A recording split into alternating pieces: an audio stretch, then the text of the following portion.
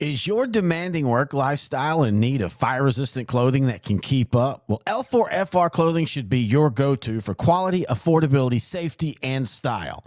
L4FR was founded by a third-generation oil field worker who is also a veteran. Thus, this company has a deep appreciation for reliability and longevity, all while we provide first-rate customer service. Our durable apparel will serve you well for many years to come, whether you're working on a pipeline, a lineman climbing utility poles, or in any other environment requiring fire-resistant apparel. L4FR has you covered. Our apparel is tough enough to resist hazardous conditions while still providing high comfort and style. L4FR provides clothing options to ensure your safety and comfort, whether you're on the job or not. To view our complete inventory of flame-resistant garments, please visit our online store at l4frclothing.com or give us a call at 817-757-4935. Si habla español. Struggling with mobility, chronic pain, work, or sports injury? At Azalea Orthopedics, our team of highly trained physicians specialize in complete orthopedic care, pain management, sports medicine, physical medicine, and rehabilitation. If you've sustained a bone or joint injury, have mobility or movement problems, struggle with pain, contact Azalea Orthopedics. We're conveniently located across East Texas, serving 18 counties. When visiting your doctor, urgent care, or hospital, you have a choice. Demand Azalea. At Azalea Orthopedics, your health is our priority.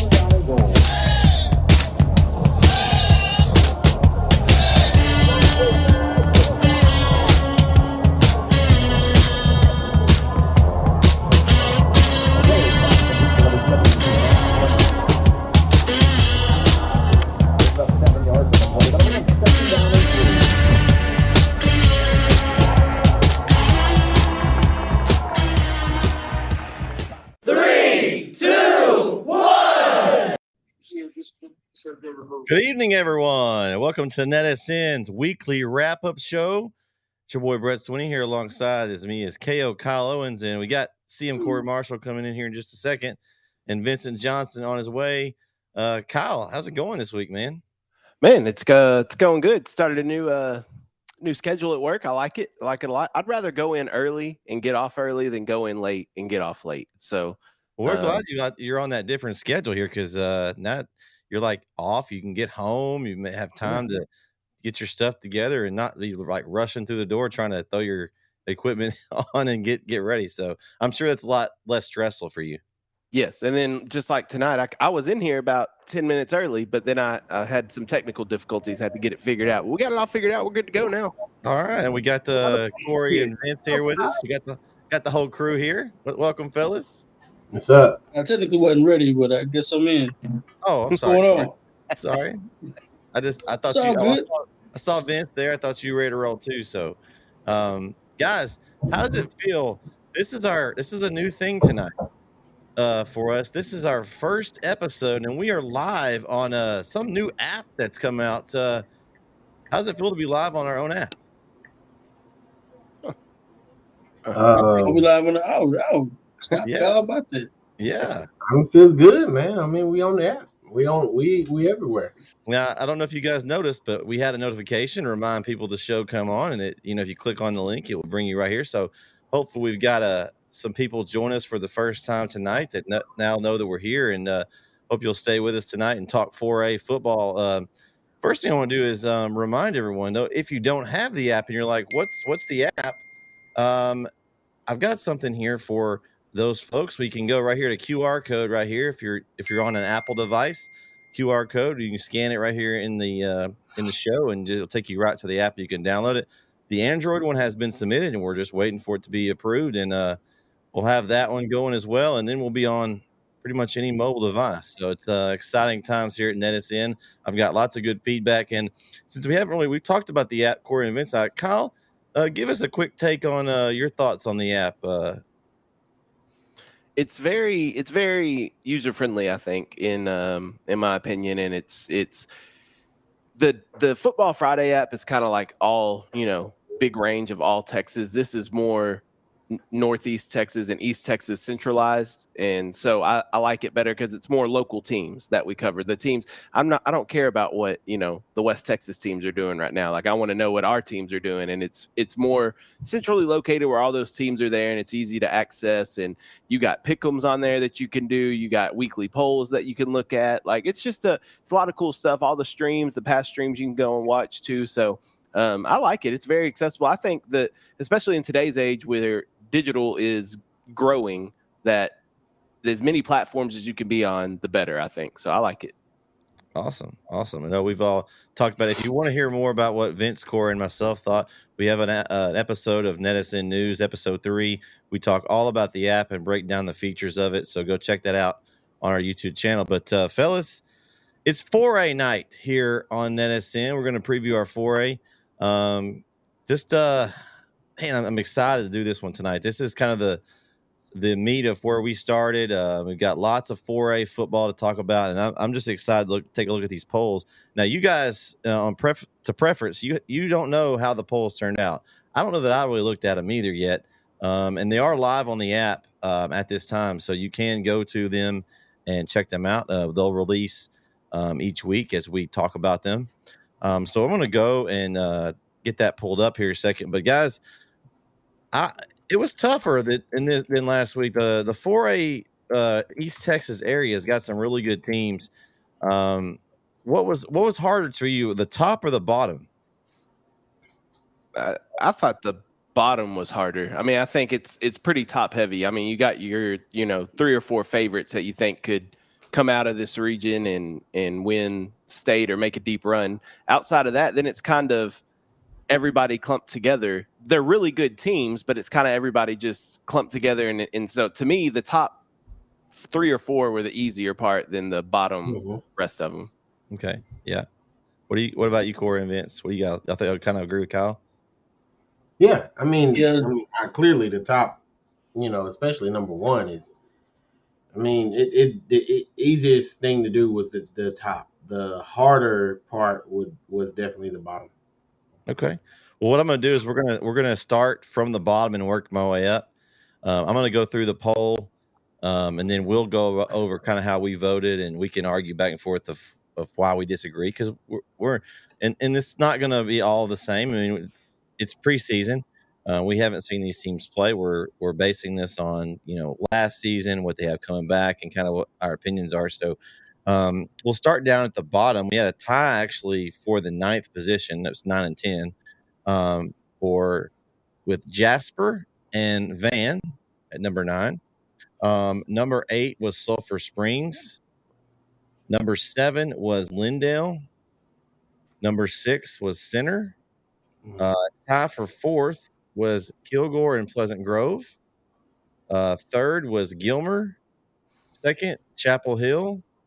And number 1 is Carthage in our preseason poll here on NetSN.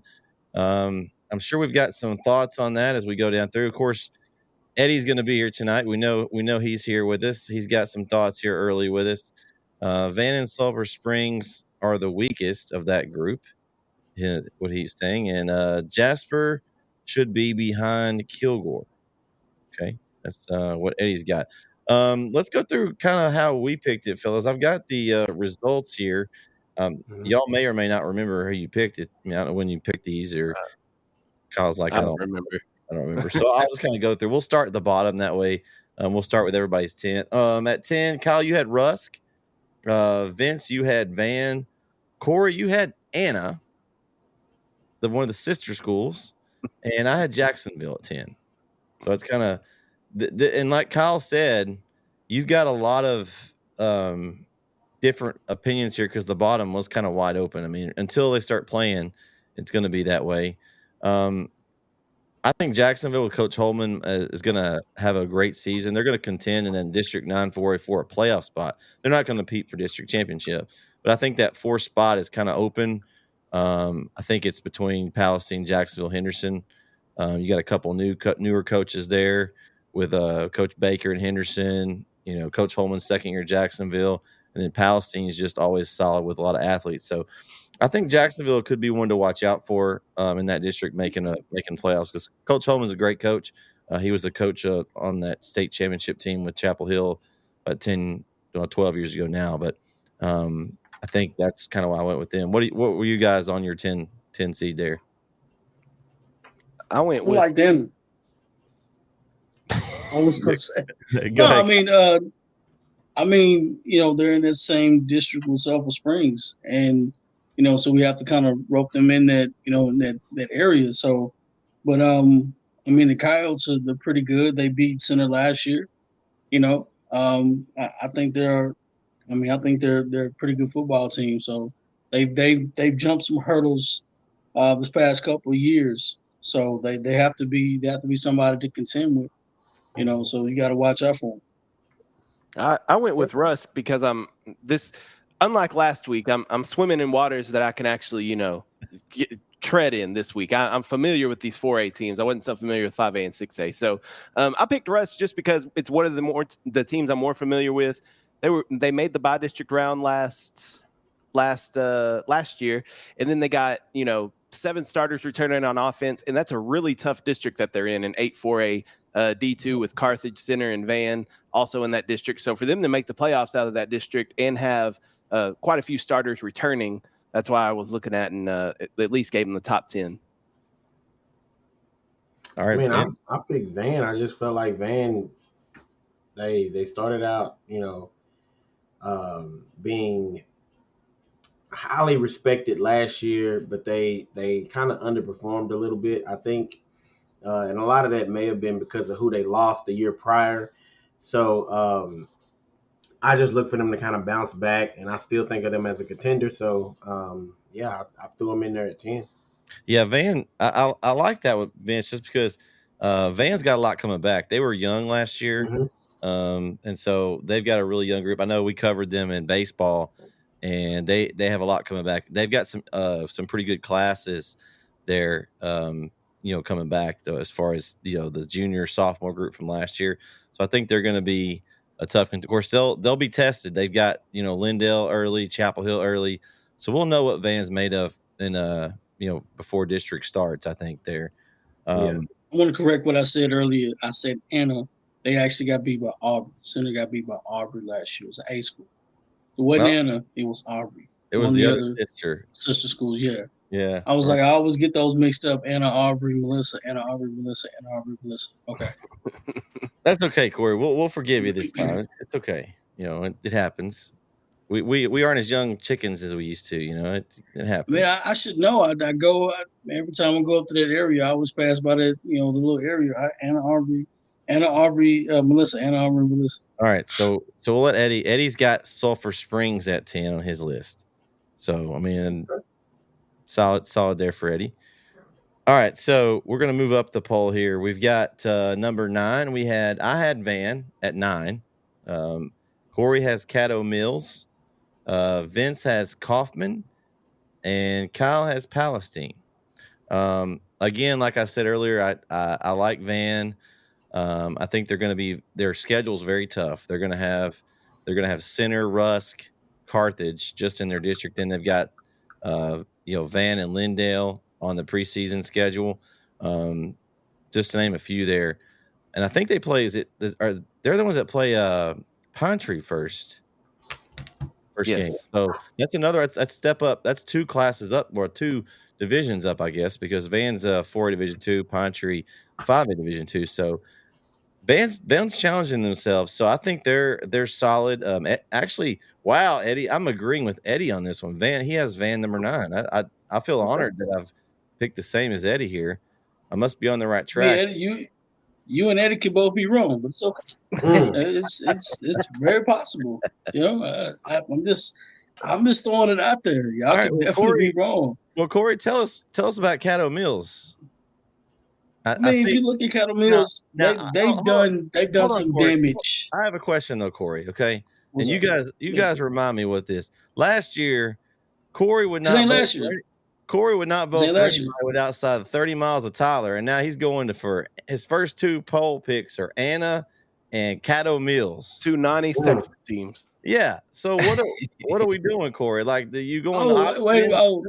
Okay. So now we doing non-East Texas. We doing non-East Texas. No. Okay. That's fine. That was the rules, right? Cool. That was the rules, right? That was the rules, yeah. Because we checked. Remember, we only poll we had that question last year was the 5A 6A poll, and that's why we decreased it to 5. That's why, because we weren't going to include these teams that were non-East Texas. So I'm just asking, Corey. Just tell me.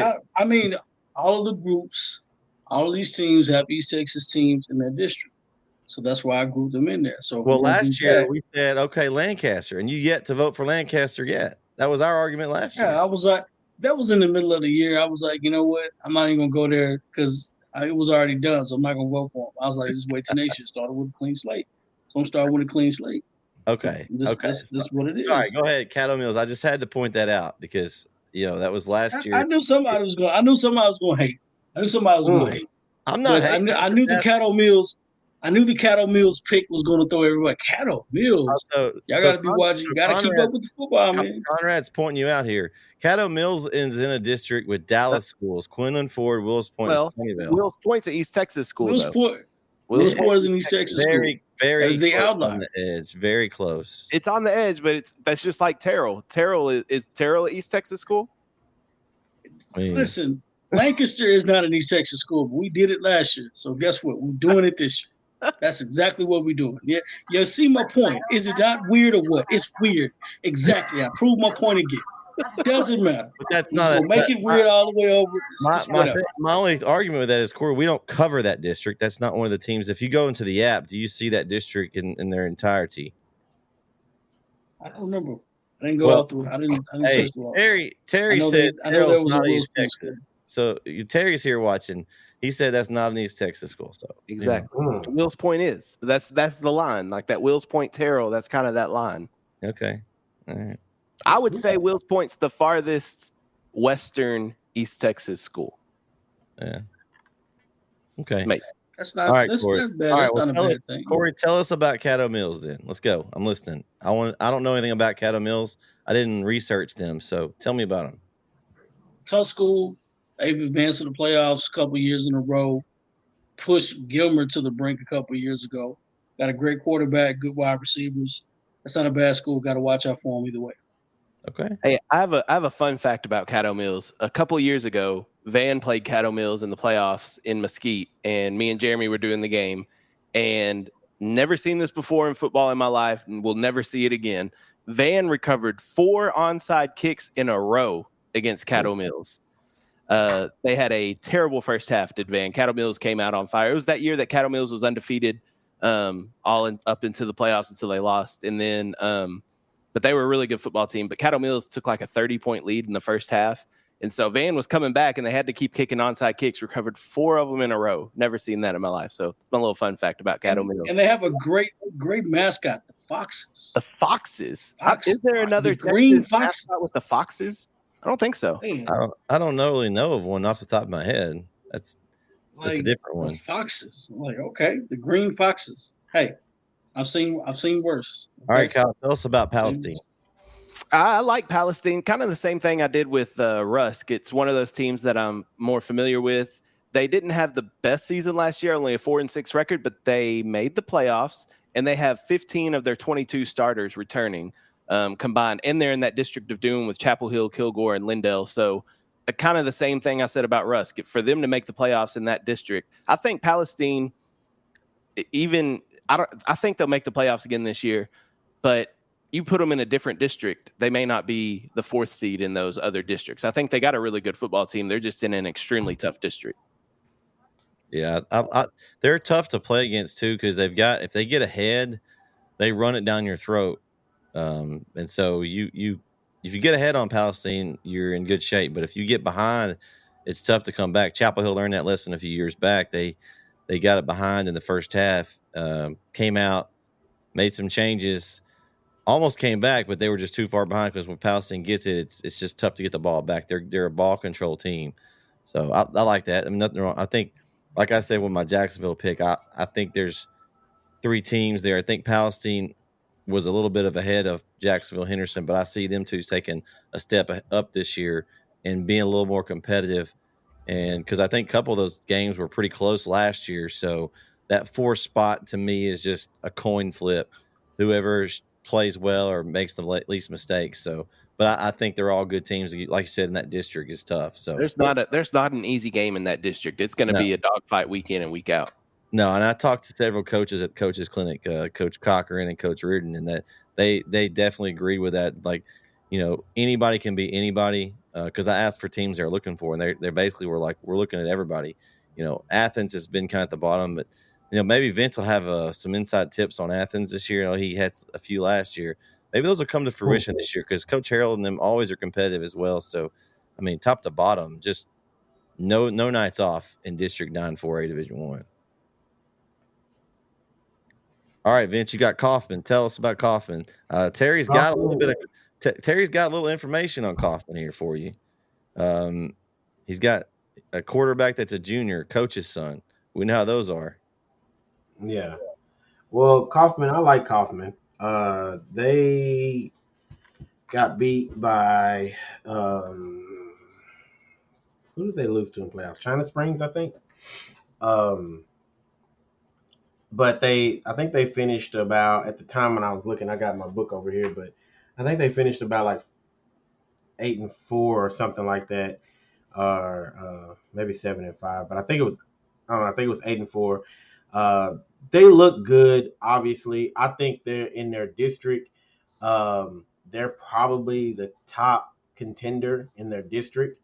And I look for them to try to make another run in playoffs. But the way it's struck. I mean, first of all, 4A is just tough. I mean, when you run into China Springs pretty early, like, it's like, what are you supposed to do? And I think, if I'm not mistaken, Anna is in their district, I think.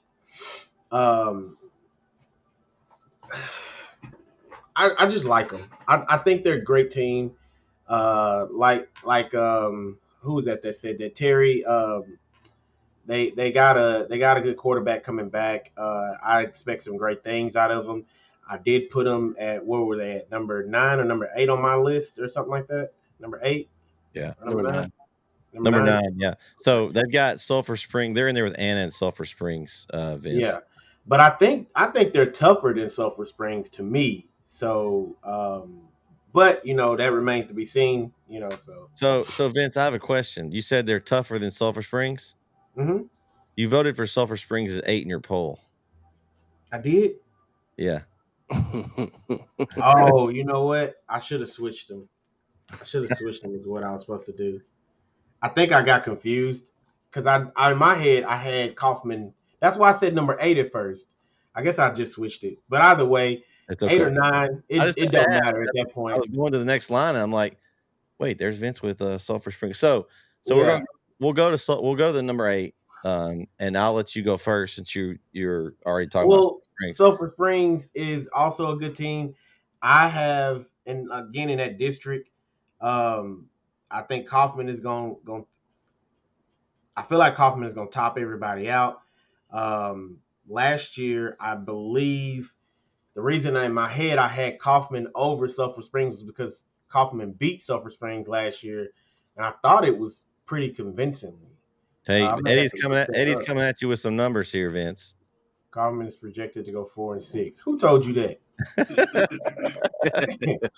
Who told you that? That ain't what my book said.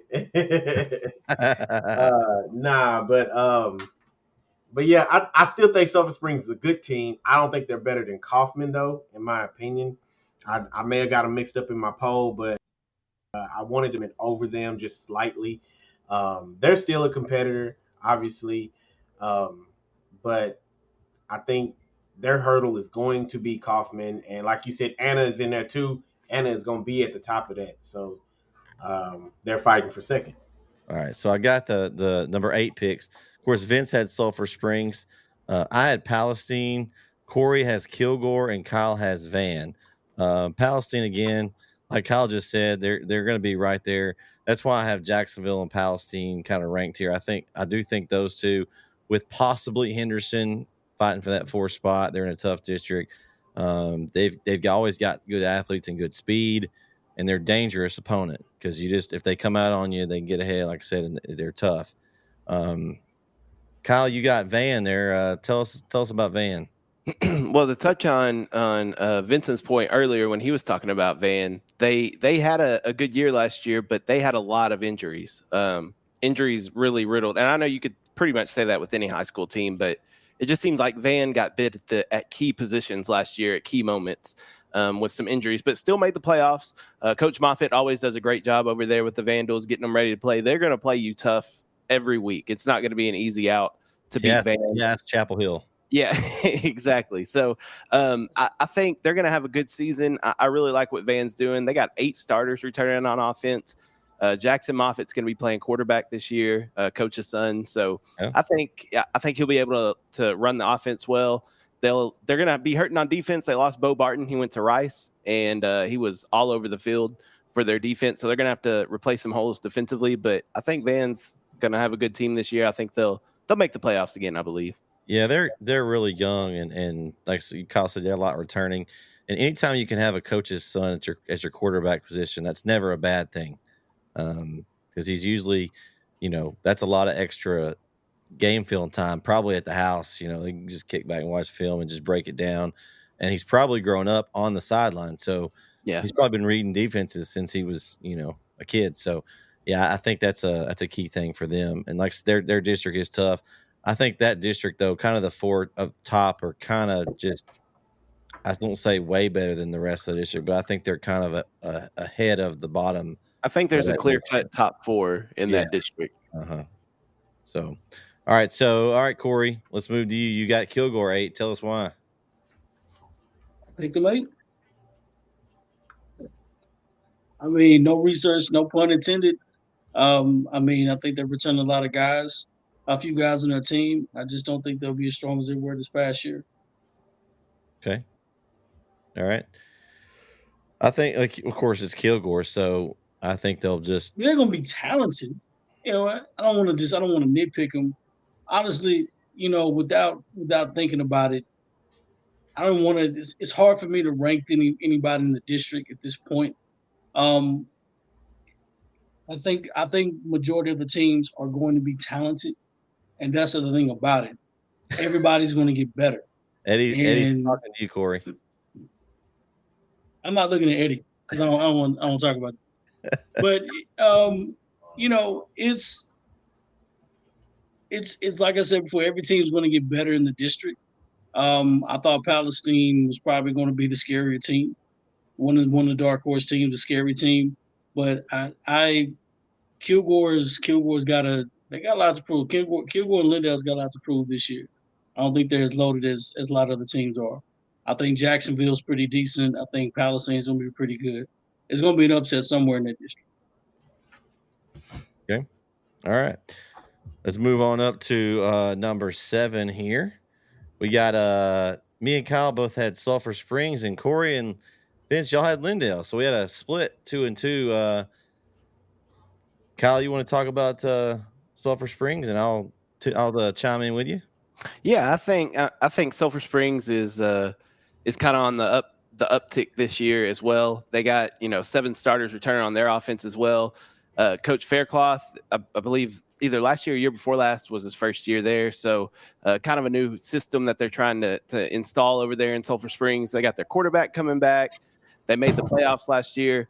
They're in that tough district that Vince was talking about with Anna, Kaufman, and Paris, kind of the top 4 teams along with Sulphur in that district. So I think it's going to be a tough road for the Wildcats, but I just like what they got going on in Sulphur Springs.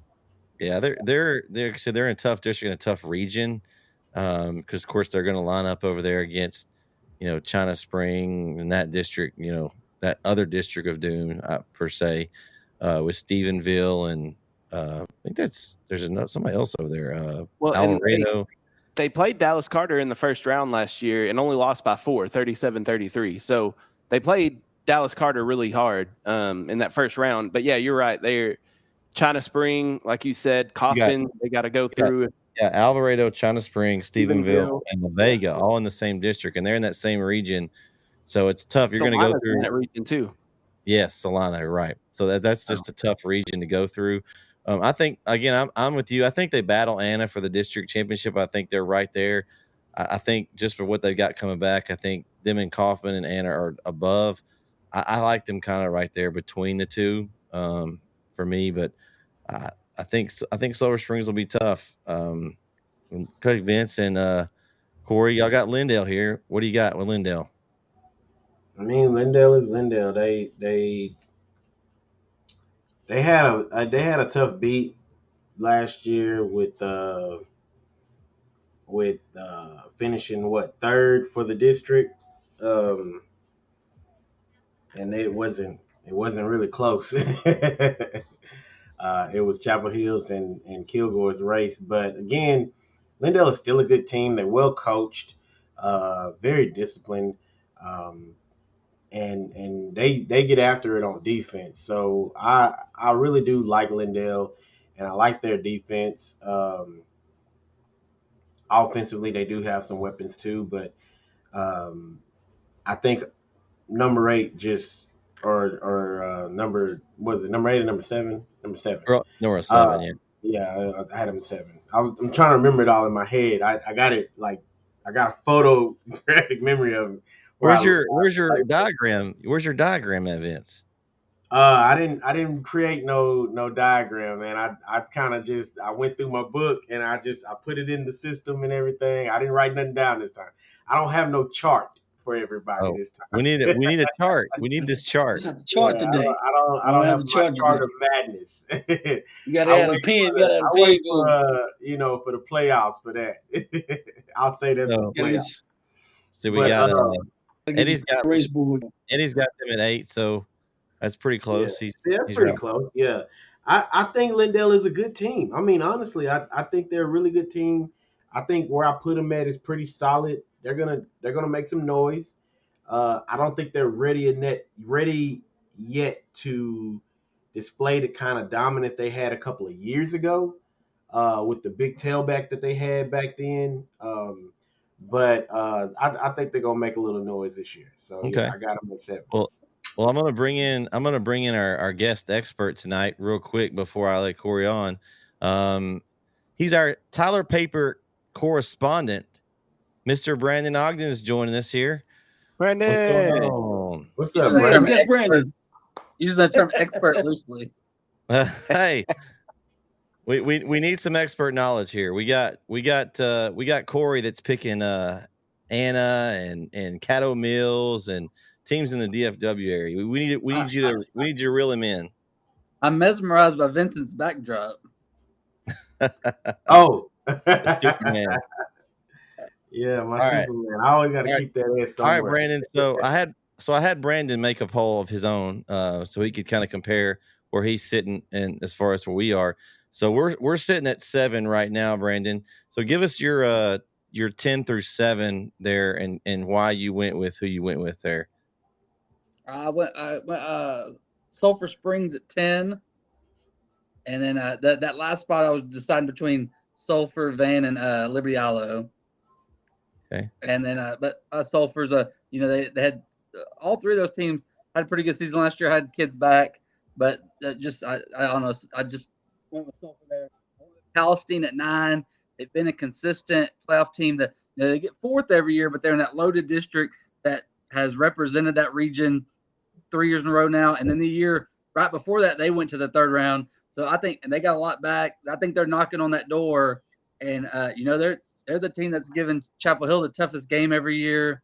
They beat Chapel Hill 2 years ago when Chapel Hill met. So Brandon, that's a sore subject, Brandon. That's a sore subject. Yeah, I'm just giving some reasoning. And Jasper at 8, and Jasper, they're always a good team. And I text you asking you if you included Jasper, so you said I could. And they got Ty Anthony Smith, A&M commit, one of the best linebackers in the country. Just Jasper's always got athletes, and then I had center at 7, which seems low because center is a really, really good team this year. There's a lot of good 4A teams in East Texas this year, and but center is the one I could see making that jump. And I don't remember what week it is, but whenever they play Carthage late in the year, the athletic talent on that field is just going to be unreal. With Cash Cross at quarterback and Caden Dixon at running back. Hey, Brandon, you know where you can watch that game? Oh, right. Well, NetSN / the Rider Sports Network or whatever, right? Yeah, NetSN. No, it's just NetSN. It's just NetSN has that game now. As Center Rough Rider Sports is now a part of NetSN. So yeah, we'll have that game. And so if you're not able to make that game, or you're somewhere else at another football game, you can tune in right there on the app. Or if you miss it, you can go back and watch it. Yeah, watch it later. Yeah. But okay, so our poll, Brandon, since you weren't here, our tabulated poll between the four of us combined, we have Jasper and Van tied for 9th and 10th, basically. We have Sulphur Springs 8, Lindale 7. We have Center 6, Kilgore and Pleasant Grove tied for 4th. Gilmer 3rd, Chapel Hill 2nd, and Carthage 1st. And we're just kind of going up and talking about each one of our picks as we go up. So we're on 7. Vince and Corey, we're talking about Lindale. Corey, you hadn't got to throw in your 2 cents on Lindale. Go ahead. Well, I think Eddie kind of beat me to it. They're replacing 8 on the offense. O-line is going to be very young. Got probably one of the best offensive line, not one of the best offensive line in East Texas, one in Alabama. It's going to be interesting to see what Lindale does. The special playmakers. I don't know if they have the right guys right now, but Coach Cocker, man, this is what happens when you have a program. You don't rebuild, you reload. Yeah. And their habits, and you coach habits from this point on. Winning is contagious. Those kids know how to win. You come in, you gotta fill the shoes. And I don't think they're going to reload as that much firepower, but I think they're going to be able to compete. So you're not going to count them out of that district at all. Yeah. So I got to talk to Coach Crocker a little bit, and he mentioned the offensive line and how much they were going to have to replace. Now, he has Poe, the talented tackle. He had the other tackle. I can't think of the kid's name, but he was on JV last year. And the only reason go ahead. Christian Petway, and there you go. He was on JV about him yesterday. He saw some varsity time. And he's got some D1 interest. Big boy on that right tackle. It's those 3 middle spots that they're trying to figure out. That's what he was trying to. They're competing for the middles. I think he had 5 guys competing for 3 interior spots. But he said that he played. The only reason he didn't play as much last year is because how talented the line was last year. It just shows how much they lost on the line. So that's the thing. Like, they've got a lot to replace the line. That line is bigger than you think. When you won't have anybody to protect your quarterback or your running back, it can make your talent look a lot less on the field when you don't have anybody protecting them, because you can't open a hole for your guys. It can make for a long and painful night. So that's what we had at 7. So we'll move up to 6. Now, I don't know that this will ever happen the rest of the season on this poll, but we all agreed on number 6, all 4 of us. So everybody here voted for center at number 6 on our poll. So, shout out, guys. We are on the same page there on that one. We kind of have inside information. We're doing center sports now and bringing them in. I like center. I think they've got a chance. I know we've always talked about how good Carthage is, and they are still good. But this could be a year center could get them if they don't play well. I think Carthage is going to be slightly down. The longer the season goes on, they're going to get better. So I'm not saying they're going to beat them, but it's the chance of this. They've gotten a little closer right here. I think this year's center team, I mean, they're returning a lot back on offense. They've got some things to replace on defense. Talking to Coach Meeks a few weeks ago, but they've got a chance with the Dixon kid at running back. I mean, he's a stud. I mean, I've seen some highlights of him. I can't wait to get to watch some games of his on NSN. And so I'm excited to see what they do. Eddie said he's got them at 9-1. So, we'll see. That's probably the Carthage game. Of course, they play a Louisiana team. Is it Bird? I think maybe they play a Louisiana team. So I'm not sure which one of those he's got as the loss, but I think that they're dangerous and very talented. Guys, give me some takes on center.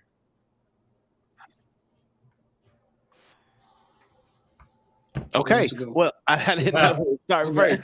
Go ahead, Kyle. Yeah, I think I like center. Again, they're in the tough district with Carthage. I think they've got a lot to replace on defense, kind of like you said. That's going to be the only question mark for me. I think offensively they're going to be able to put up points with anybody. My question is, will they be able to stop anybody or get enough stops to win the game? So, but I really like center. I think they're going to have a really good season. I think they could be a sleeper team come playoff time too, where they can make a run in the playoffs this year.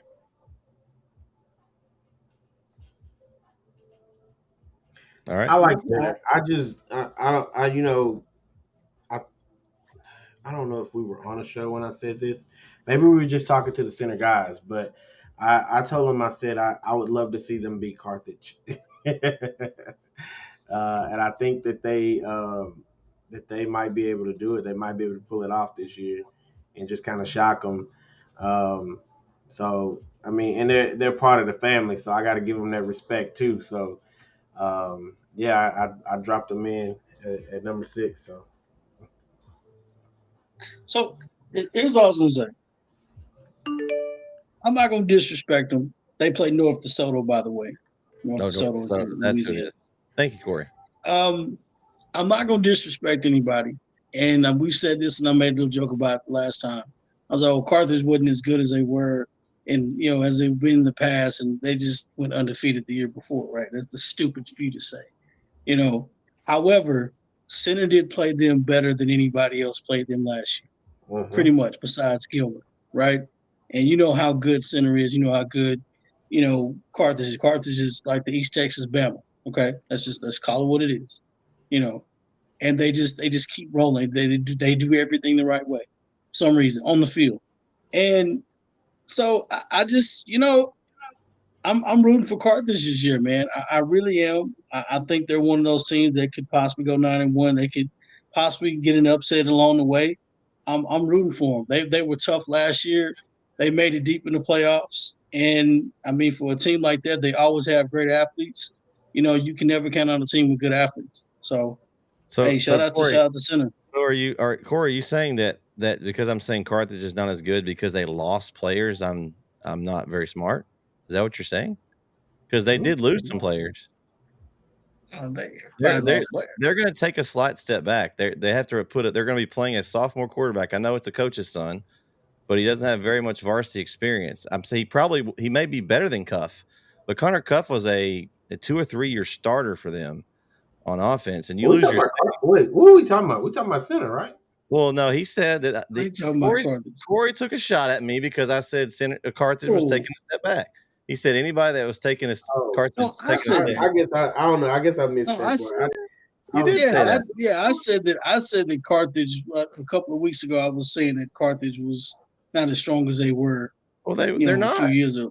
They're not as strong as they were last year. No, they're not. I was just saying it was a joke that they just went undefeated. I thought you were coming at me over here, Corey, with some that I was not smart for picking Carthage. You feel offended? I was trying to defend my point. The disrespect. Yeah, I was. You're right. The disrespect. So he's about to pull out the pick'em belt on me. He's like, wait a minute.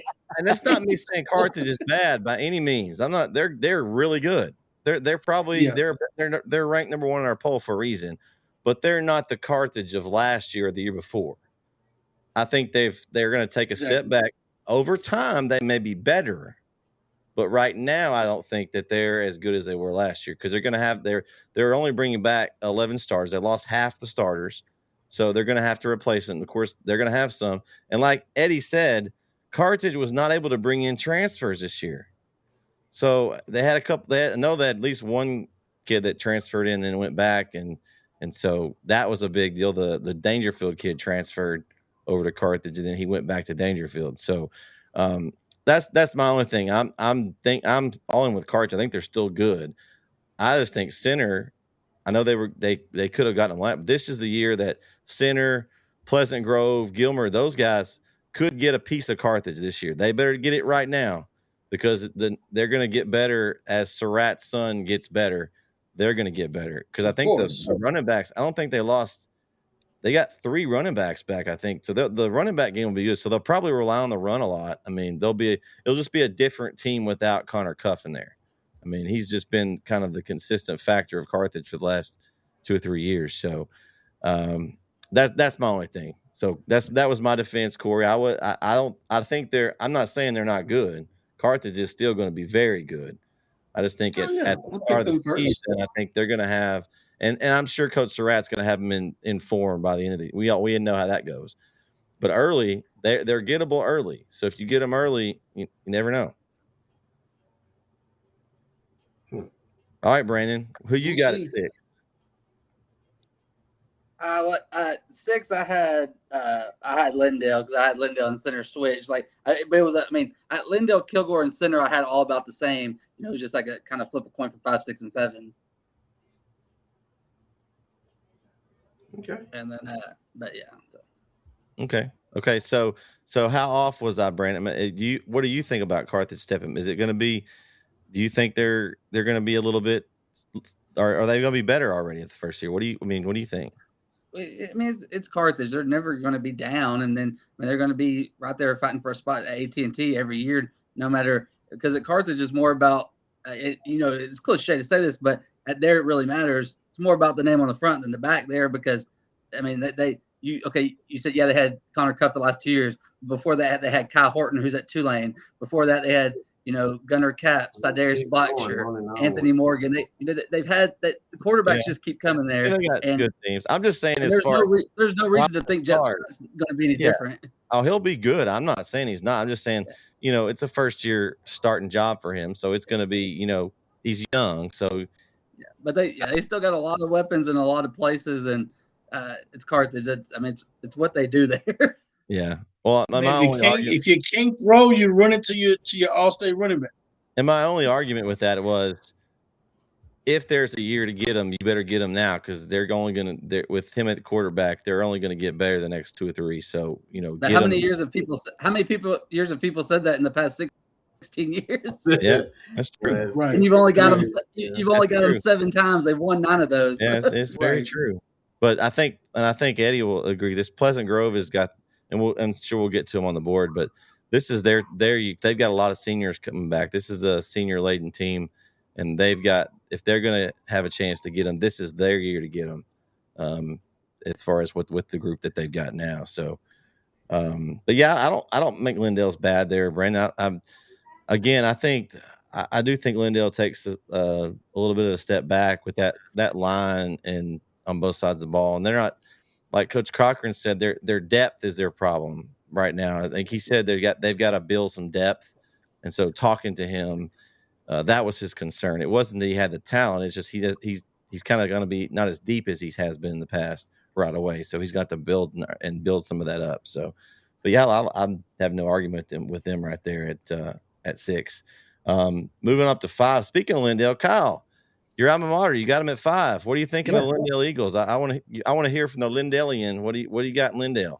Well, that's why I've been quiet this whole time. Y'all been talking about Lindale. I just wanted to hold off. I do agree. They do have a lot to replace offensively, especially on the offensive line. They do have arguably the best offensive lineman in the state coming back to their football team. Well, You could argue country. Okay. So for sure, state then. Kyle was being humble there. He was just. Casey Poe, but he can't play all the positions. He can only play block 4 guys at once.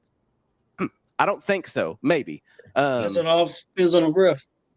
Uh-oh. Hey, Eddie's got something for you, Kyle. That's fine. I understand. Here's the thing. Lindell, the only thing I'll disagree with when I heard Vince say it earlier, defensively, they are not good. They were not good last year defensively. Y'all got a firsthand look at that when Chapel Hill put up 79. Kilgore Chapel Hill. I don't. But the thing is, it was Chapel Hill. You know what I'm saying? I'm not holding that against them. They put Chapel Hill did that to a lot of people. Yeah, that's what we do. In the regular season, and then they put up 60 in the playoffs. Like the defense is not good. The defense is not good. They gave up a lot of points last year. They need to shore up that defensive unit, I think, to make a deeper run. But I do trust Coach Cochran. He was at Lindell when I was at Lindell. So I have a relationship with Coach Cochran and the offensive line coach, Jacob Alford. I graduated with him. He's the offensive line coach at Lindell, one of the better offensive linemen to come through Lindell. He was undersized but played center and guard. So I trust that he will get those boys running in the right direction. I will say last year when we were covering the Lindell Van game and we went on the field before the game, and I know this is last year, but Lindell's offensive line was massive. Like they looked like grown men out there in high school, the whole line. So I know only a couple of them coming back for that, but they'll be good on the edges. Just got to see what the interior line's going to look like. But defensively, if they can get some more stops on defense, I think the offense is going to be fine. Well, defensively, I actually wrote about this. It came out in today's paper, but it came online yesterday. But defensively, it's the linebacker spot where they're really trying to find that depth because they took one of their better linebackers, moved him up front, Jake Kerbo. He's going to he had a big year last year. He's going to have a big year again this year. And so the defensive front is really good, and the secondary is really good. And the linebacker, they're just trying to find that depth there. And I think once and that's an important spot, especially in high school football. You got to have the linebackers you got to get that middle short up if you're going to. But if they can get that going, that can be the key. And then offensively, we talked about their offensive line. Well, you got returning quarterback Clint Thurman, who's very dynamic, and Marcus Field is one of the most underrated receivers in East Texas. 6'5", just can go get it. One of the best athletic receivers, and so that'll be a good spot for Lindell. So yeah, Field is really good. Corey's distracting me over there. That's the Sam Houston eat 'em up Bearcats. Yeah, I was about to say Sam Houston. And you're right, Clint Thurman coming back. And Brandon, I don't know if you remember this quarterback at Lindell, but he reminds me a lot of a Clay Price or a Lucas Shipman at Lindell. Yeah. Kind of a smaller quarterback and can throw the football, but is more of an athletic quarterback that can get out of the pocket and make some plays. So I'm excited to see what Lindell does this year. I'm just worried about the defensive side. I'm not really so much worried. They'll put up points, but can they stop people is my question. Yeah. All right, Corey, you got Jasper at 5. Tell us about the Jasper Bulldogs. The Maroon Bulldogs of Jasper. Shout out Sam Houston State alum, Coach Cumbie, Jasper alum. I told you I wasn't going to disrespect him. And, whenever a head coach goes back to his alma mater, you always wish him well. They've got probably one of the best linebackers in the state, if not the best linebacker in the state, going to Texas A&M. Wish it was Texas, but he's going to A&M. Listen, Jasper's good. They've been climbing. They got a rough district. Silsby's in their district, so they got to play rough and tough. Jasper's holding on. Well, they were 10-2 last year, so I mean, hey, you got to keep playing football. And that's one of the tougher teams. I'm gonna give a lot of shout out to. I'm gonna shout them out all time, all year long, especially on this show. We'll keep doing it. That team's gonna be really good. I don't know if they're as talented as the other schools around them, like the Centers and stuff like that. But they are pretty good either way. And I'm gonna give them their props. They shot up in the fall. I told them to give them this props. I was. So shout out to Coach Cumbie and the Jasper Bulldogs. Y'all keep repping it. All right. So at 5, me and Vince both have Kilgore here. To me, the top 4 that I voted for in the poll, I thought were kind of a step above the rest, in my opinion. Kilgore's right there, but I think they take a step back a little bit this season. I think the District of Doom I think it's more level this year. I think Chapel Hill's kind of above everyone else, and then everyone else, there's like, Kilgore's still, I think, the second best team, but I think there's more. They're a lot closer than they have been in the past. And Kilgore may surprise me. They may come out and play better than I thought, but I just think that they're not as good as they have been the past couple years. I think they're going to be a little bit back. Vince, you got them at 5 as well. What do you see in Kilgore? Pretty much the same thing. I think Kilgore is a good team. They fight hard every year. The district is last year it came down between them and Chapel Hill, and Chapel Hill got the best of them. And I think that it might come down to them again. I don't know. I don't want to say I would love for it to be a close one, but that was such a good game to watch.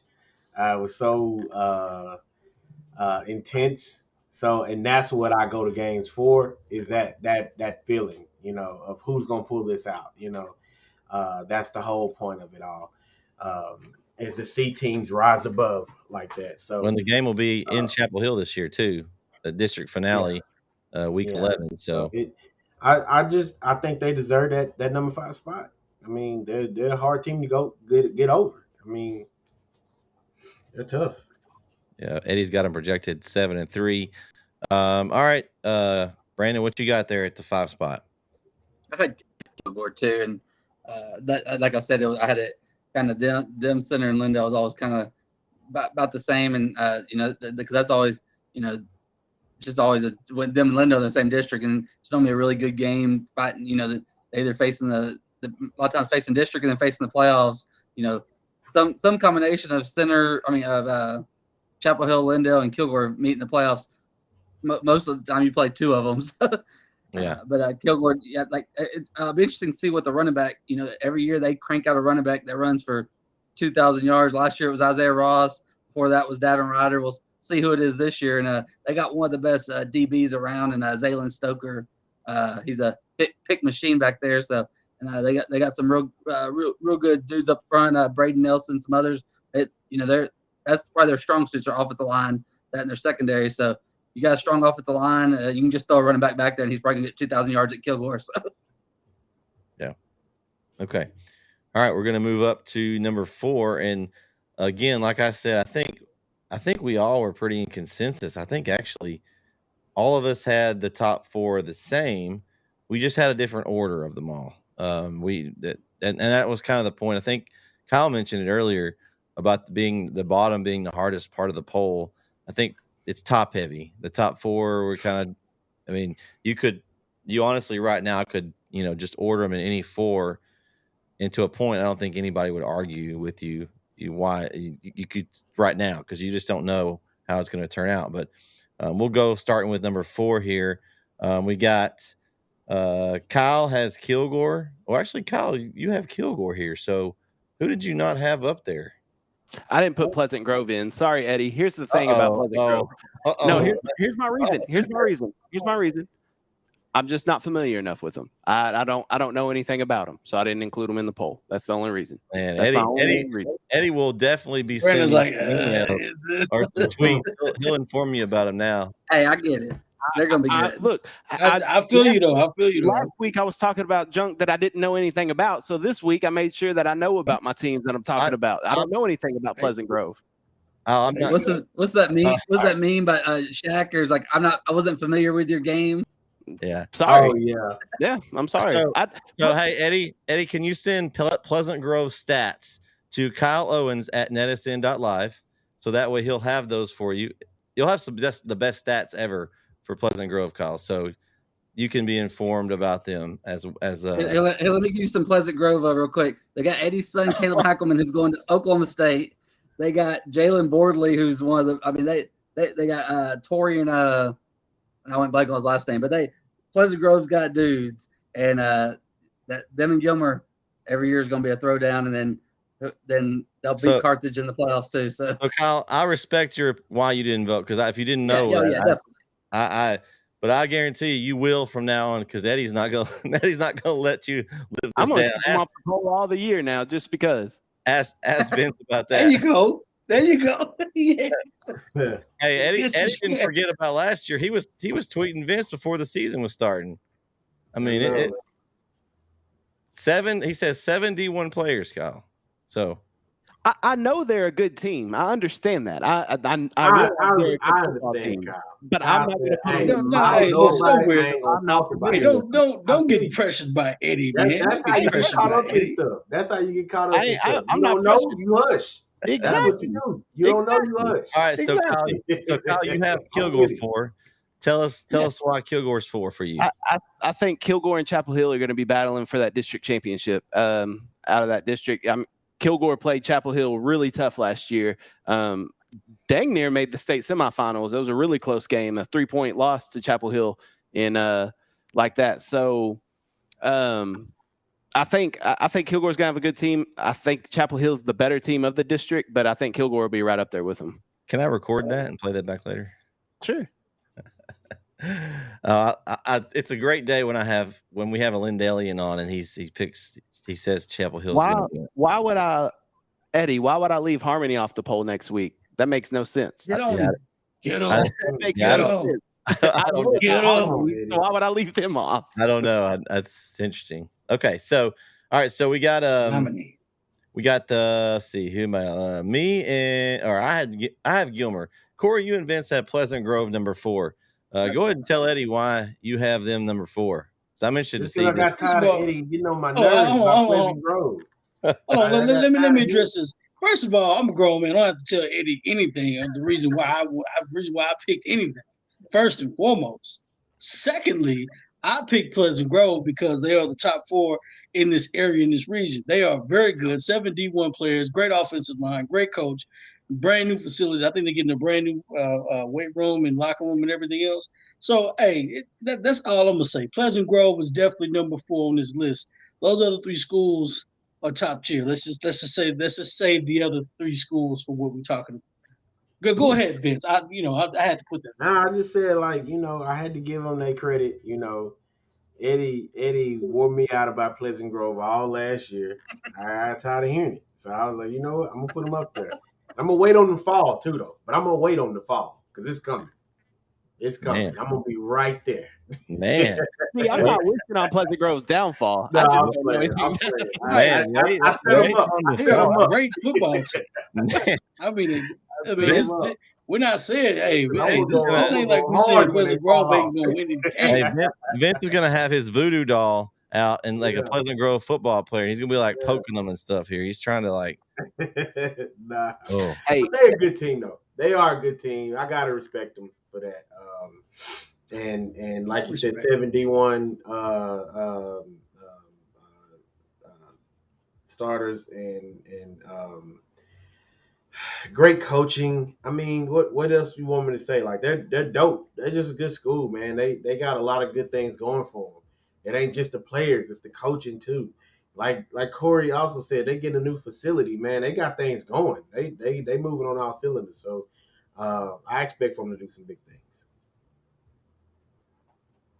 all right.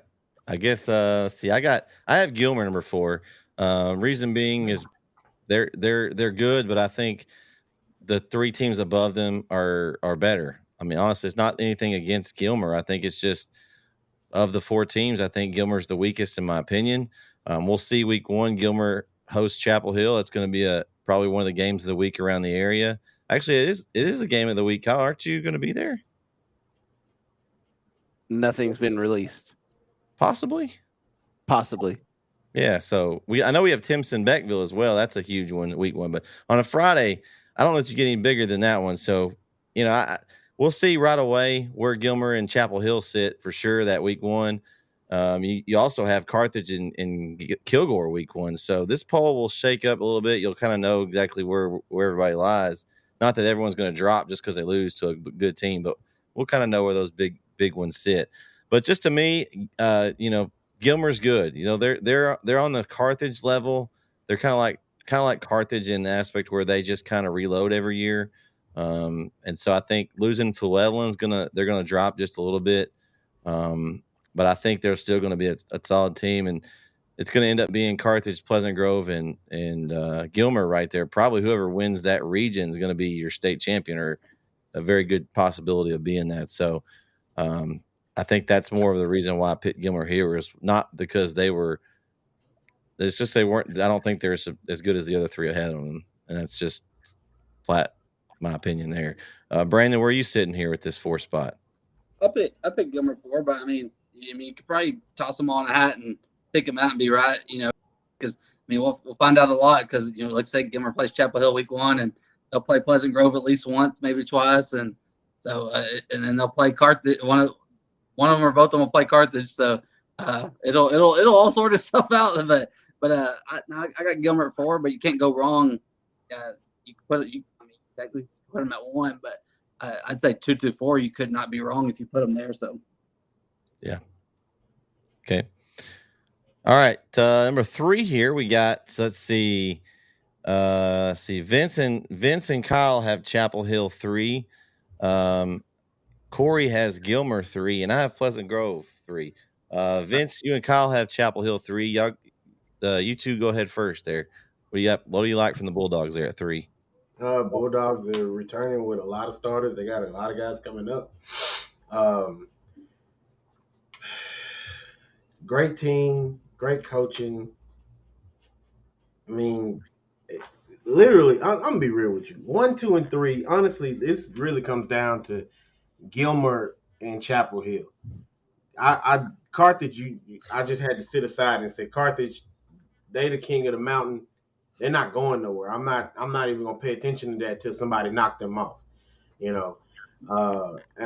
so I sat there for a moment trying to figure out what I liked about Gilmer, what I liked about Chapel Hill. There's things to like about each one of these schools. There's things that might say that could give them a little bit of problems here and there late in the season when they play some top heavy teams. And so ultimately, my decision came down to where they faced each other off at last year, pretty much. And so, because I could predict on who I think is better, but honestly, I don't know what's going to happen until after they play each other. So I just went off of how they finished after they played each other last year, pretty much.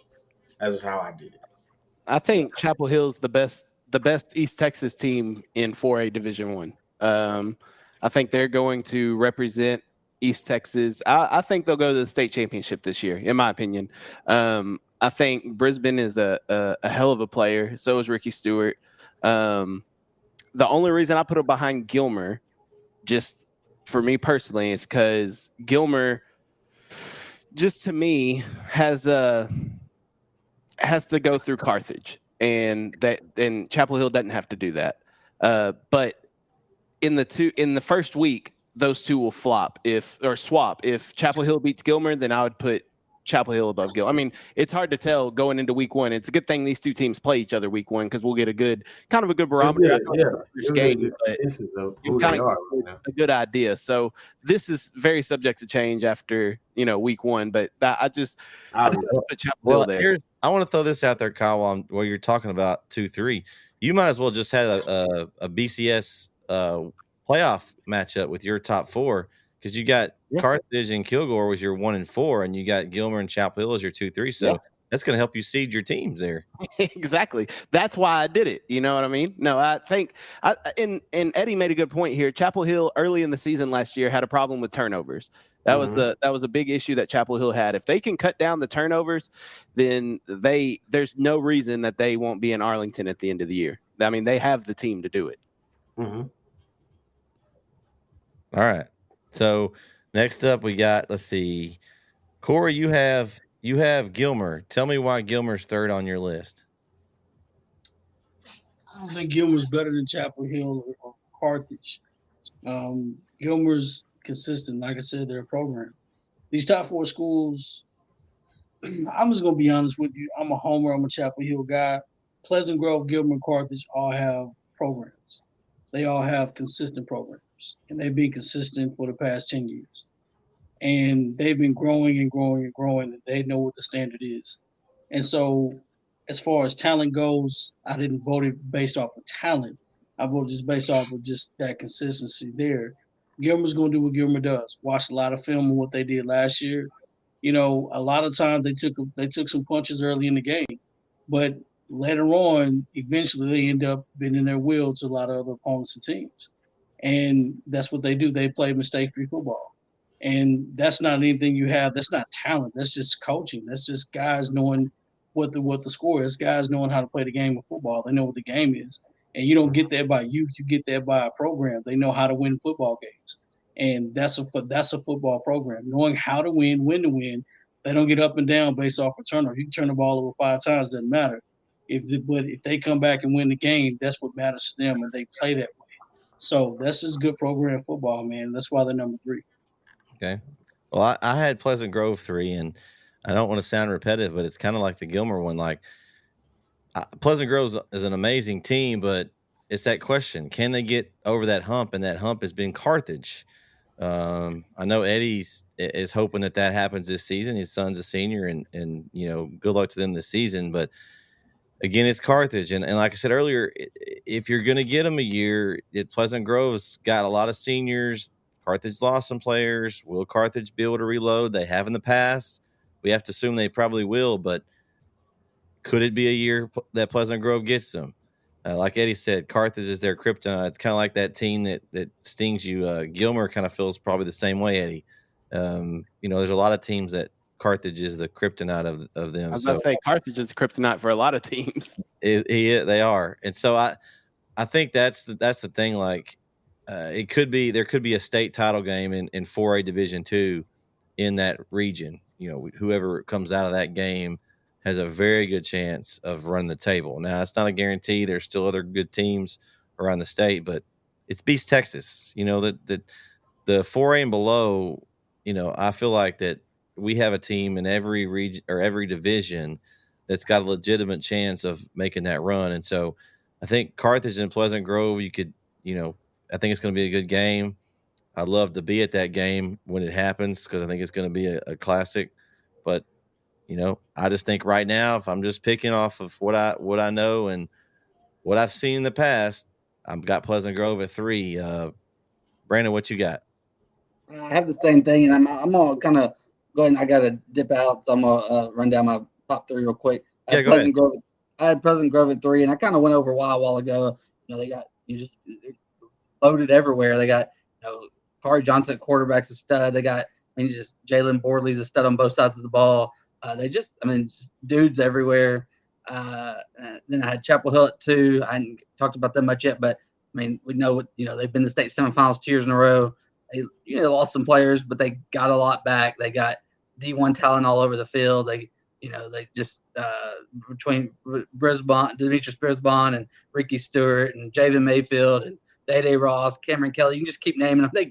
They got dudes everywhere, up front, in the back. Just I don't know where there's a weakness at Chapel Hill because every position they got at least 1, 2, 3, 4, 5 dudes that can fill in, and they just at every level they can come at you in waves. And there's going to be some games where they get scored on, but not many teams are going to be able to stop them from scoring at least 50. So this ain't 7-on-7. And when you give Demetrius Brisbane and Ricky Stewart the chance to run, it could be a long night for your defense. So, and then I got Carthage at 1 until they say otherwise. They're going to be number 1, and until someone knocks them off. But they'll be probably number 1 all season at least till they play Center. We'll see how that goes, or at least till they play either Gilmer or Pleasant Grove. We'll see how that goes. But it's Carthage, and every year the expectations they're going to be in Arlington, and they've been there 9 out of the last 6. Well, they've been to state championship 9 out of the last 16 years and won it all 9 of those times. So there's always a chance it could be number 10, and until we see otherwise. Yeah, that's great points there, Brandon. Well, Brandon, thanks for joining us tonight, taking time out of your busy schedule. I know you got like a million articles to write. Hey, if you're looking for information about high school football around the area, Brandon Ogden at the Tyler Paper, he's got articles and things everywhere. So go check out his stuff, tylerpaper.com. Brandon, thanks for joining us. Thanks for having me on, guys. I'll go watch the rest later too. All right, Brandon. See you, Brandon. That's Brandon Ogden there. I appreciate Brandon for joining us, guys. So we're now at the 2. Did I get everybody's third? I think I did. I got everybody in. So we're at the top 2 now. So we got you got me and Corey have Carthage at 2. Vince and Kyle have Gilmer at 2. I'm gonna go ahead and let Kyle and Vince go first on your Gilmer at 2 there. I mean, I already explained it. My 2 it's been said. We've all kind of repeated the same thing about Gilmer. Yeah, like all feel the same way. 2 and 3 is. I mean, they're interchangeable in a way, but they got to play each other. So, in my opinion, my 2 and 3. So, I'm waiting till they play each other to determine which one of them I should rank higher. I don't even want to say which one is better than the other. Which one I should rank higher than the other. So that and like I said, for me, I'm not moving Carthage off that mountain. So Carthage stayed number 1. Everything Vince just said, I co-sign it. Co-sign it. All right, that's it right there, KO. So me and Corey have. You can't strip a step. So me and Corey have Carthage too, and mainly the reason is I think Chapel Hill is more loaded this year than Carthage, in my opinion. Carthage is consistently there, but Chapel Hill's bringing more back. They've been to the state semifinals 2 years in a row, and they've got a lot of those guys back. They're the only guys you're losing. You're losing Tyson Berry, Deuce McGregor, and Kevion Huddleston are the main cogs of that you're losing. But they've got skill guys. I don't think that's the problem. They can replace the skill guys. Huddleston's a big loss on the line, but they've got some guys coming in that can fill those spots.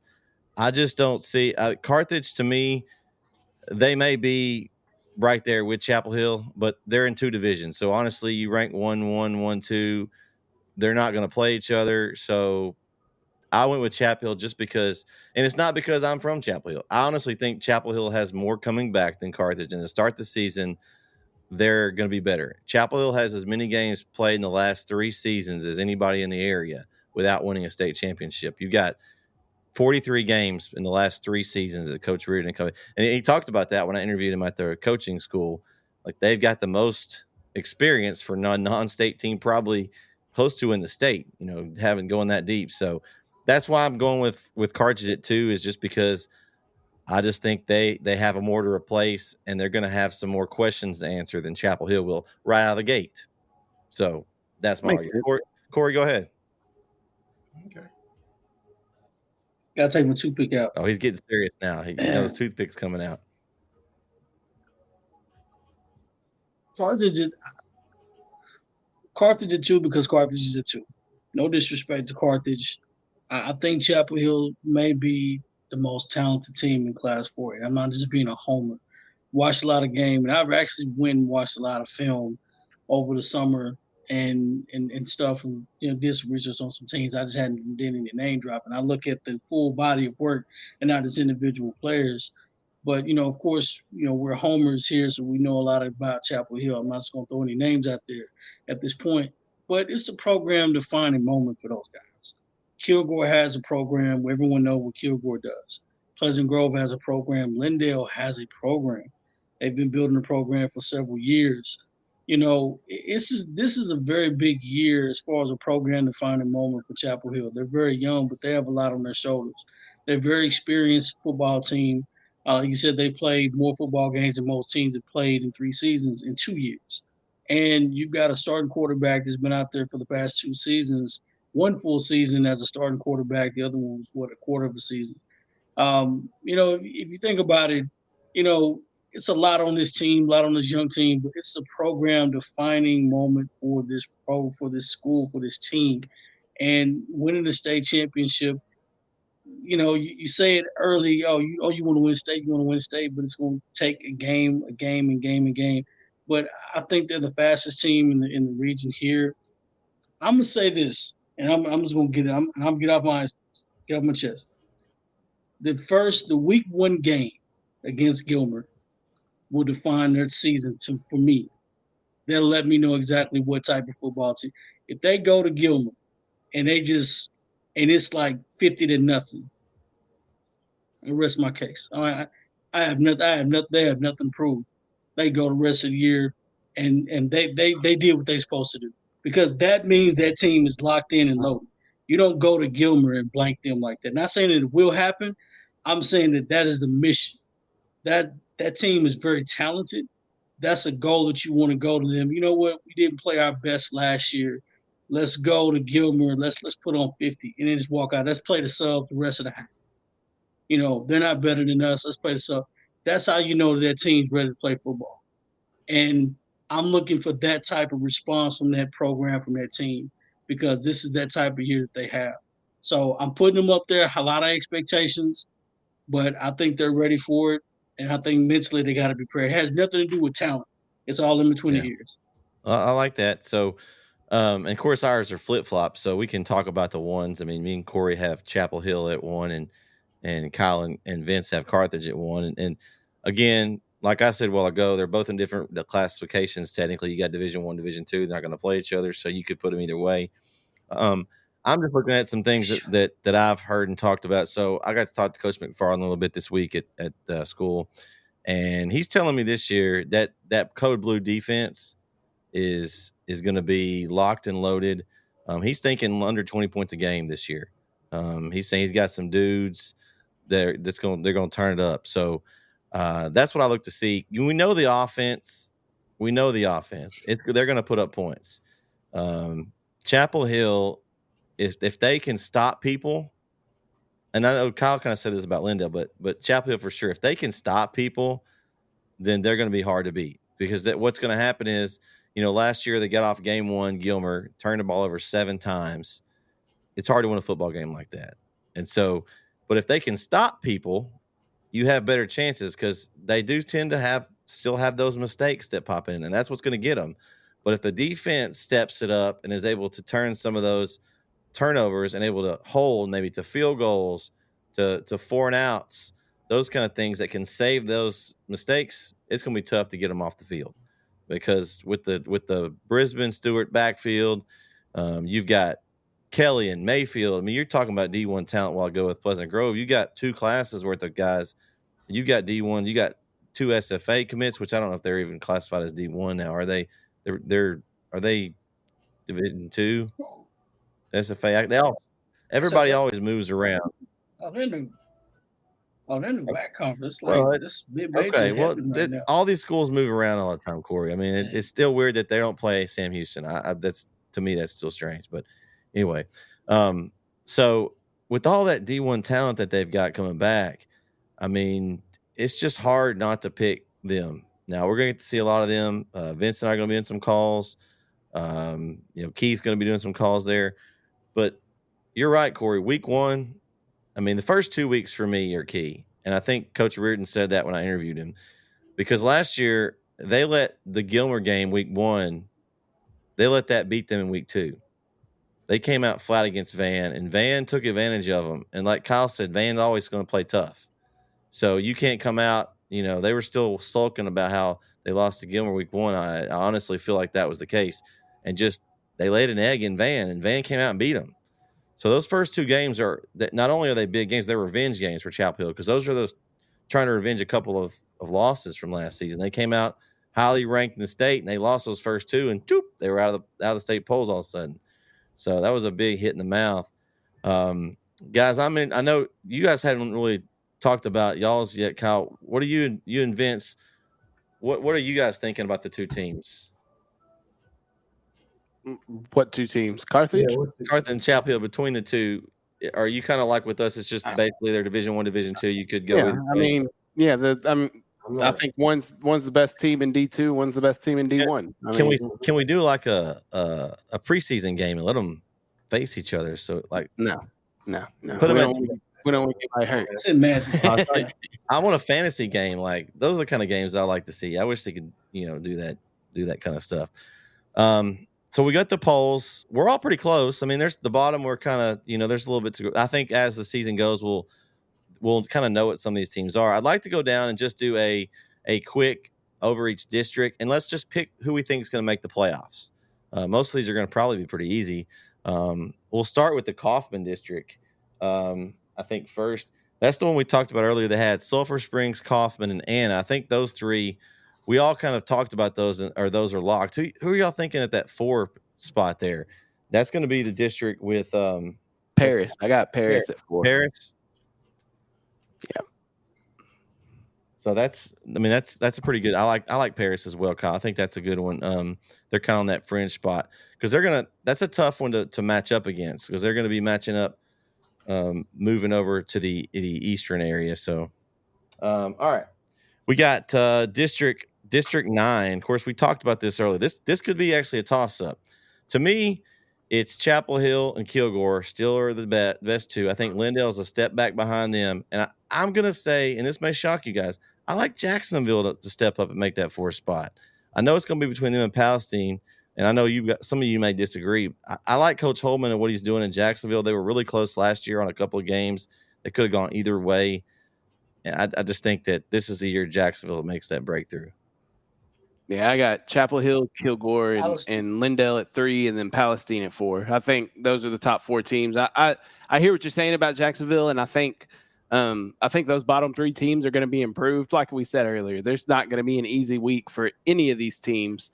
It's going to be a dogfight week in and week out. But I think that Chapel Hill Kilgore game is for the district title. Yeah, I agree. I think that's and of course Kilgore is probably going to have a loss because they're going to play Carthage week 1, so it won't be an undefeated matchup. But they could still be ranked if Kilgore runs the rest of their table.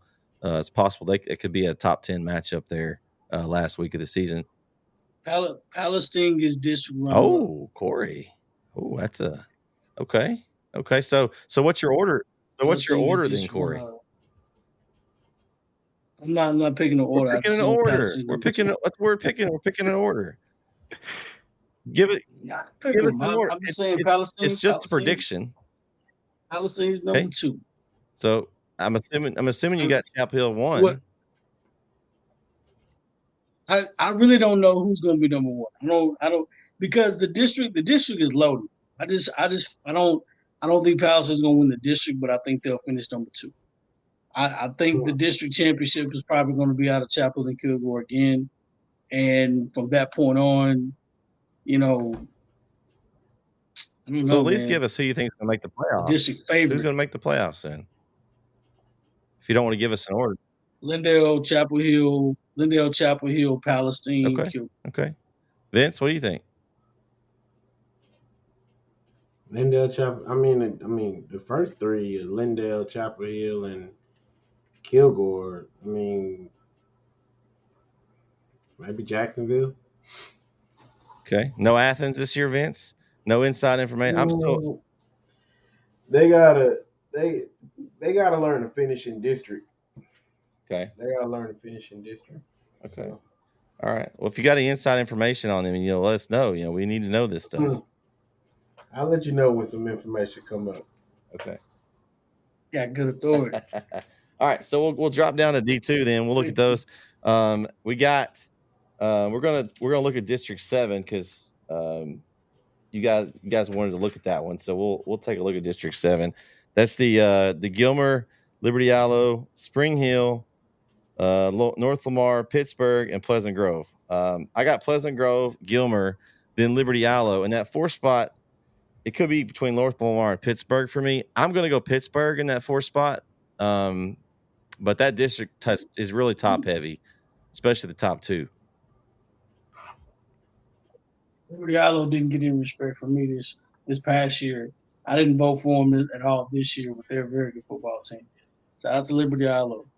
They have a very good football team this year. I give them that respect. I'm same as you, Brett. I got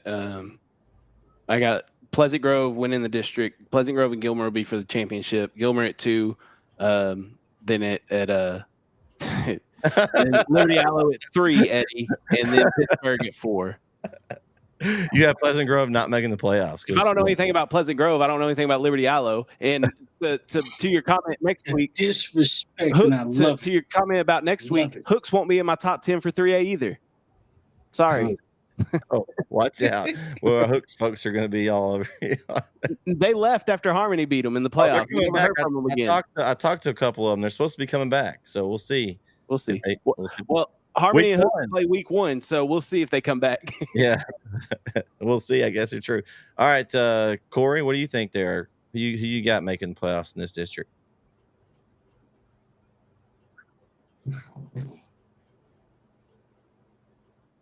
Top 4: Liberty Hollow, Pittsburgh, Pleasant Grove, Okay. and Gilmer. So all consistent there. Same Vince, you thing. got anybody different? You think anybody else can sneak in, or you staying the same 4? That's what it's going to be. Okay. This next district, though, I think honestly is the toughest to order. I mean, last year was kind of crazy. You had Carthage at top, and like Center, Van, and Rusk all beat each other. There was some weird tiebreakers and stuff. Honestly, this year I think Carthage is the one. I think Center's the strong 2 this year. I think they kind of step out of the kind of the Rusk Van area. I'm going to go Van at 3 and Rusk in 4 there in that district. Yeah, I got the same. I think that Carthage Center game is going to be for the district championship. Could be Carthage's toughest game on their schedule. I think so. I definitely don't think it'll look like last year where Carthage won 64-28. I don't think it'll look like that. I think it'll be a lot closer. But I got Carthage 1, Center 2, Van 3, and Rusk 4. I mean, Carthage. I'm going Center 1. Oh, Center. You heard it first 1, here. Carthage 2, Rusk 3, Van 4. Okay. All right. I want Center to beat Carthage, but I said I want them to beat Carthage. I mean, they played them the hardest last year, and they still lost by 20, something like that. They scored the most points against Carthage anybody scored all year at 21, I think, or 28. I think that's part of the thing we talked about with several teams tonight. I mean, that they're not going to worry about scoring points, but it's like that defense. It seems like it's a common theme among teams that the difference maker is going to be that defense. I want Center to beat them, but again, I have to. I'm looking at it from a perspective of King of the Mountain, so I have to keep Carthage up there just out of respect of what they've managed to accomplish over the last decade. And so that puts Carthage number 1, Center 2, Rusk, and then Van. Okay. Yeah. Rusk and then Van. Yeah, honestly, you could flip those bottom. Rusk and Van, I think, is going to be a really good one. They're interchangeable. Yeah. All right. So the last district we'll look at is the 9 4A Division 2. That's the Silsbee Jasper district. I think honestly, those 2 teams are head and shoulders above the rest.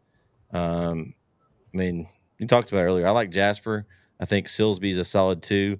The other teams in the district, you got Bridge City, Hampshire, Fannett, Liberty, and West Orange Stark. I'm honestly going to say I'm like Kyle on this one. I don't really know much about the other teams, but I'm going to go Hampshire, Fannett, and West Orange Stark just on some things that I've looked at. But I mean, I would be lying to you if I tell you I would put any money on that. I'm just going to go off last year's district. I mean, Silsbee won that district, so I'll take Silsbee to win it. Jasper 2, just because I'm more familiar with West Orange Stark when they played all those battles with Gilmer back in the day. I'm going to take West Orange Stark at 3, and then Hampshire Fannett at 4, I guess. I don't know. I don't know anything about them. Conrad seems to agree with you. You got West Orange Stark at 3, so. Okay, there we go. Well, great minds do think alike. I don't have to ask Corey who he's picking number 1 here. Jasper's number 1, Silsbee 2, Hampshire Fannett 3, and West Oso, 4. All right, Vince. I don't know nothing about this district. I'm going with Jasper number 1, Silsbee 2. I think those are your top. I mean, those are the teams we're going to talk about. Probably they're going to be sitting around in our poll. That we're going to talk about. So I mean, they're kind of a head and shoulders above the rest of the district, and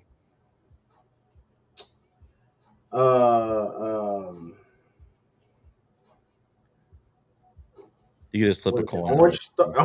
West Orange Stark. I don't know. Harden, Jefferson. I'm gonna go with those two. Hard Jefferson their basketball team's always really solid. Yeah. Same basketball, Brett. I know. Hey, I'm finding ways to pick teams. Well, they have a good basketball team. We'll just All right. Next couple of weeks, guys. We got next week. We got the 3A, 2A, and TAP show. We'll be releasing them. That's going to be a tough poll for me. There's a lot of teams. You got those two classifications in the TAP schools. You got lots of teams to pick from. So I'm interested to see how that all kind of shakes out. Something I want to mention, guys, and this is something with the app. Last year, you guys probably didn't know this. So last year total in our pick'em games, we had 28 different people pick throughout the season. That's week 1 to the state championships. Not everybody picked every game. This week, so far, for week 1, we have 50 people that have picked in our pick'em challenge, guys. 50 people. So what I want to announce is we will be giving away something for the winners each week. Now, you only want if you're an NSN person, you don't qualify for that. Sorry, everybody. I know.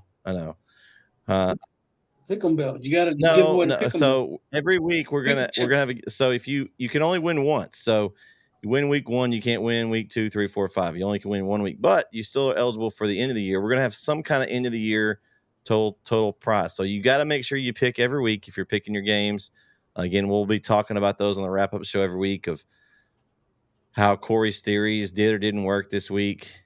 How Vince's little scrap of paper he's gonna try to be writing down some stats and numbers, and you got to get those out.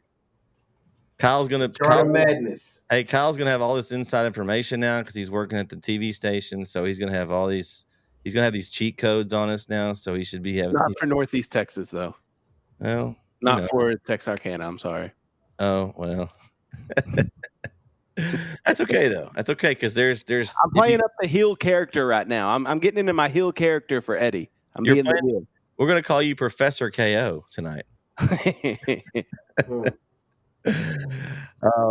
We got Conrad said he's in on it. I know Eddie's picked. I mean, I appreciate everyone that's picked so far. It's awesome. We got lots of new content. We'll have our Beast from the East podcast coming up soon, where we'll talk about the Big 10 games of the week. That'll be our pick 'em. All the NetSN guys are welcome. It'll be kind of a roundtable discussion about those games. We'll go back and forth and pick some teams. We got another podcast. We got the Old Dog Show with me, Vince, and Corey. We're going to have that coming out soon. We're going to talk. That's where we'll talk Chapel Hill football. So those Chapel Hill football fans, or maybe if you're just interested about what's going on with Chapel Hill, we'll have some good inside information, coaches interviews, player interviews, all kinds of great stuff here. Of course, if you like wrestling, we have DSN, our other channel. Me and Kyle are on there every so often talking wrestling. We bring in this guy named the Professor that choose everybody a new one when he disagrees with them, and well, it's entertaining. We get along. It's great because it's like 4 or 5 of us. We love wrestling, and we all have different opinions. And sometimes I might agree with Kyle one week, and other night I didn't agree with him. So it's always, you just never know what you're going to get on there. So we'll check that out. Also, we got That's So Dope first episodes on there too. Hopefully, the That's So Dope crew will have something coming out soon. Corey, you got any insight on that with the That's So Dope? Not currently. No current news. No news is good news. No news is good news. And you got that first episode out there, so go check it out and listen to the Corey, I'm still waiting on my invite for the That's So Dope podcast. So I'm sure my invite got lost in the mail. I'll just wait for it. Hey, don't worry, Kyle. I hadn't got my invite either. Same thing. The same thing happened to my Texas football magazine got lost in the mail. So, but you know what did come in my mailbox? A jury summons. Those always come on time. The jury summons is never always gonna be late on them. It's like it's a yellow desk, a pink slip, a yellow slip down. It's all they got a nice Q code and everything. I don't know. Speaking of QR code, we have our app. Hopefully, if you're able to watch and listen on the app tonight, here's our QR code for it. Android app coming out soon. I'll make the announcement once it's available. Continue to share and expand the app. The more people out there with the app, the more updates, our scores, and things will be on Friday nights and Thursday nights and whenever the games are. So make sure you go check that out as well. Guys, in closing, any final thoughts? Nope. Ready for the season to start. I know. We got 2 weeks from Friday. Oh, hey, I'm going to a scrimmage Friday. All right. I'm going to be at it's right down the road. I'm going to be at Lindale scrimmage in Sulphur Springs. So Okay. I'm going to go out there and see some football on Friday. 2 teams you ranked in your poll. You can kind of get some insight on and get a little extra information. Yeah, maybe. We'll see what happens. All right. Well, what's with all the insiders? We got an insider channel. Yeah, maybe I want to KO Insider channel, information. Call me Ian Rappaport or Adam Schefter. You're selling secrets here. yeah, Adam Schefter, yeah. It's not selling secrets here, man.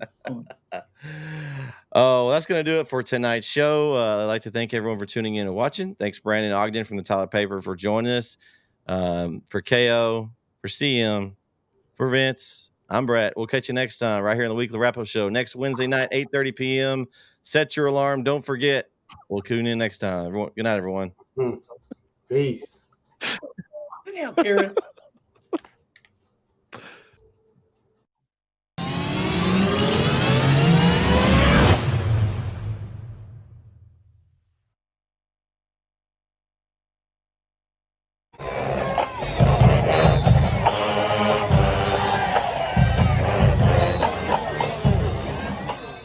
Is your demanding work lifestyle in need of fire-resistant clothing that can keep up? Well, L4FR clothing should be your go-to for quality, affordability, safety, and style. L4FR was founded by a third-generation oil field worker who is also a veteran. Thus, this company has a deep appreciation for reliability and longevity, all while we provide first-rate customer service. Our durable apparel will serve you well for many years to come, whether you're working on a pipeline, a lineman climbing utility poles, or in any other environment requiring fire-resistant apparel. L4FR has you covered. Our apparel is tough enough to resist hazardous conditions while still providing high comfort and style. L4FR provides clothing options to ensure your safety and comfort, whether you're on the job or not. To view our complete inventory of flame-resistant garments, please visit our online store at l4frclothing.com or give us a call at 817-757-4935. Si habla español. Struggling with mobility, chronic pain, work, or sports injury? At Azalea Orthopedics, our team of highly trained physicians specialize in complete orthopedic care, pain management, sports medicine, physical medicine, and rehabilitation. If you've sustained a bone or joint injury, have mobility or movement problems, struggle with pain, contact Azalea Orthopedics. We're conveniently located across East Texas, serving 18 counties. When visiting your doctor, urgent care, or hospital, you have a choice. Demand Azalea. At Azalea Orthopedics, your health is our priority.